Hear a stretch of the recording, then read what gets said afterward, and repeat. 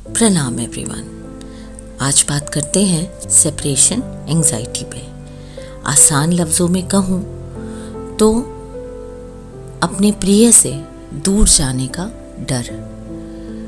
12 से 18 महीनों के बच्चों में ये नॉर्मल फिनोमेना है, लेकिन जैसे जैसे उम्र बढ़ती जाती है बच्चे की, ये सिम्टम और अग्रेसिव होता चला जाता है और एक टाइम ऐसा आता है जब ये एक डिसऑर्डर का रूप ले लेता है जिसका नाम है सैड, सेपरेशन एंजाइटी डिसऑर्डर। और ये मैनेज करना धीरे धीरे डिफ़िकल्ट भी हो जाता है और बच्चे के लिए टायरिंग भी हो जाता है।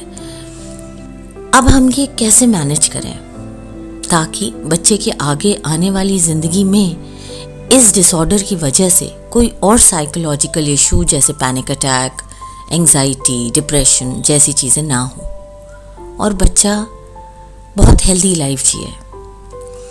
यहाँ मृदु के केस में भी कुछ ऐसा ही था प्रॉब्लम। मृदु 3 साल की थी। स्कूल जाने के नाम से बहुत डरती थी क्योंकि उसको अपनी मम्मी को छोड़ के जाना पड़ेगा।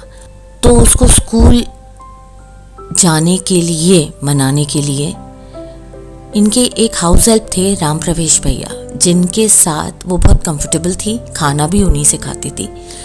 तो उनको भेजा गया स्कूल। लंच टाइम पे वो वहाँ उसको खाना खिलाते थे। सिर्फ इस तरीके से वो बात मानी और वो बच्ची स्कूल गई। लेकिन क्या ये तरीका सही था?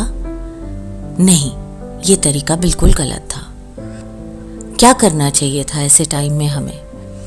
बच्चा अगर रोए, जहाँ पे भी हो, जिस भी नई सराउंडिंग में बच्चा गया है और बच्चा रो रहा है 3 से 5 साल के बीच का, आप उसको रोने दीजिए, छोड़ दीजिए अकेला, कोई दिक्कत नहीं है, बच्चे को कुछ नहीं होगा। कुछ टाइम बाद जैसे ही बच्चा रोना बंद करे, उसके पास जो भी कोई शख्स हो, ये याद रखिएगा, कोई नया शख्स आप लोग में से कोई ना हो, वो उसको पास जाए, उसको पैसिफाई करे और इस टाइम पे बच्चे को सिर्फ आप पानी पिलाइए। उसको कोई गिफ्ट या उसकी कोई ख्वाहिश पूरी नहीं करेंगे आप इस टाइम पे। सिमिलरली यही बिहेवियर अगर बच्चा नेक्स्ट डे रिपीट करता है तो यही एक्शन लिया जाएगा अगेन अगेन एंड अगेन। और धीरे धीरे बच्चा अपने आप कंफर्टेबल होना शुरू कर देगा। और ये ध्यान रखिएगा, रोज़ जो बच्चे को पैसिफाई करने जाएगा वो कोई नया शख्स होगा, सेम शख्स नहीं जाना चाहिए। आपने देखा होगा स्कूल में भी कई पेरेंट्स टीचर से रिक्वेस्ट करते हैं कि जो आंटी बच्चे का ख्याल रख रही हैं, आप उसी आंटी को बच्चे के पास रखिए, बच्चा हमारा रोता नहीं है।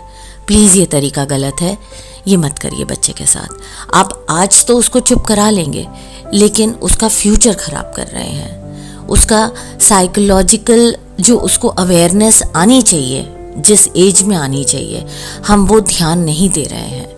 अगर हम आज उसको निगलेक्ट करेंगे तो उसके आगे आने वाले फ्यूचर में आप सोच भी नहीं सकते हैं कि किस तरीके के साइकोलॉजिकल इश्यूज बच्चे में इस वजह से आ सकते हैं। ज़रूरी नहीं है कि सब में आए, लेकिन आते हैं। So we should tackle it right now, right hair.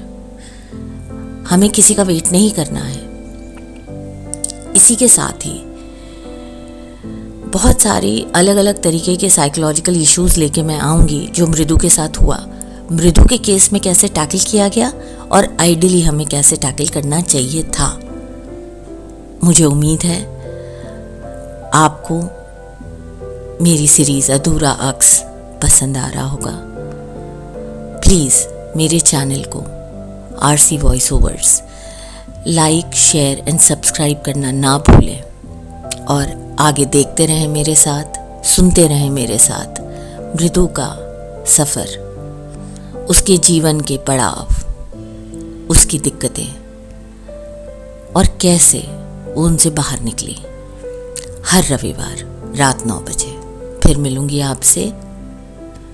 Take care and God bless.